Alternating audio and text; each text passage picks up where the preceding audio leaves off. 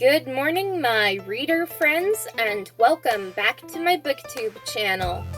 I am your chatty host, Erin Rogoff, and I have a little book talk to share with all of you. I was looking up book-based questions for BookTubers, and I came across an article that was quite intriguing to me.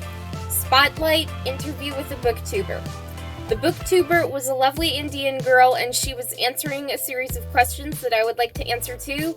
So, shall we get started? First question. What kind of equipment or setup does one need to make a YouTube video?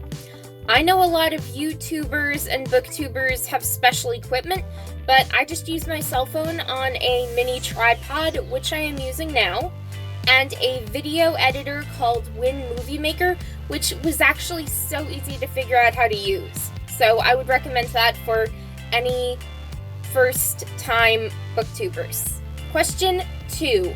What do you do when you're not reviewing books on YouTube? When I'm not reviewing books, my schedule is pretty varied because I'm usually reading books, writing my own books, going on hiking trips with my family, going to school, listening to music, or crafting like sketching and crocheting and beading, or I am video chatting with my friends. Question 3. How do you choose books to review? I really have no system for choosing books to review. If a book looks interesting to me, I buy it, and if the book is appropriate for BookTube, then I review it. I do not review heavy erotica in detail, but I do have a few reviews for some dark romance novels that I have really enjoyed and wanted to talk about on my channel. And it doesn't matter to me if the book is current or not. I just have fun reviewing random books that I enjoy reading. However, if an author or a literary company wanted me to read a book and review it, I would do it. Question 4.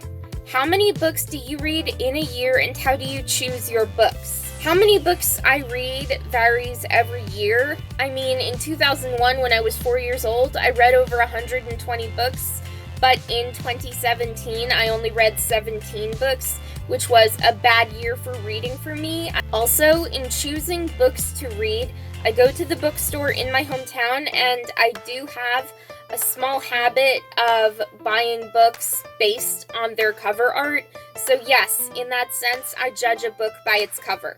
And if I see a new book release by a favorite author or a familiar author, I buy the book with no questions asked and no hesitation in mind.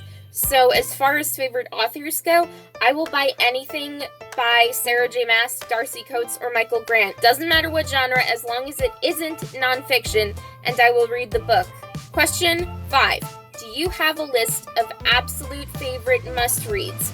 Could you give us your top 3 all-time favorite books? This is a tough question to answer because I have so many book recommendations, and when I give those book recommendations, it's always changing. But right now, my favorite books of all time include Craven Manor by Darcy Coates, which is a supernatural horror novel that is so amazing and unique in its own way that I highly recommend it to anyone going into the horror or thriller genre but not ready to read Stephen King just yet, but that's just my opinion. I recommend this book to anyone who wants to read a book with a basic plot turned unique, or a story about a protagonist who could be a real guy but isn't, because in the book there's the main character, Daniel, and he seems like he could be a real person even though this book is total fiction. And then another book that I would recommend is A Court of Silver Flames by Sarah J. Maas. She writes young adult fantasy, new adult fantasy, and romances, which I cannot say no to. And I recommend A Court of Silver Flames to anyone who is a fan of high fantasy and who likes fairy tale retellings. The whole Court of Thorns and Roses series is a Beauty and the Beast retelling.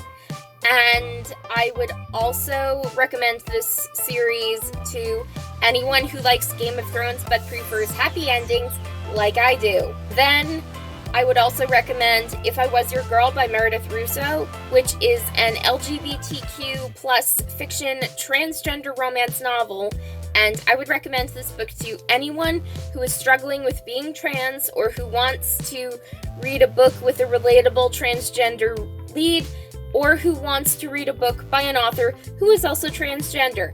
Yes, Meredith Russo is transgender, and just her experiences being a trans woman is written about in this book, and I really liked her as a character, and if I was to meet her in person, face to face, despite COVID, I would want to shake her hand and say thank you so much for such a great LGBT fiction read. Also, this book is very eye-opening to the dilemmas of the trans community, and I loved reading it, so I recommend it to you guys. Anyway, that is all for today, so if you enjoyed this video, hit that like button to show some support, subscribe to my BookTube channel to get more videos like this, turn on those notifications to be notified when I have a brand new video uploaded. Keep on reading, and have a great day, everyone!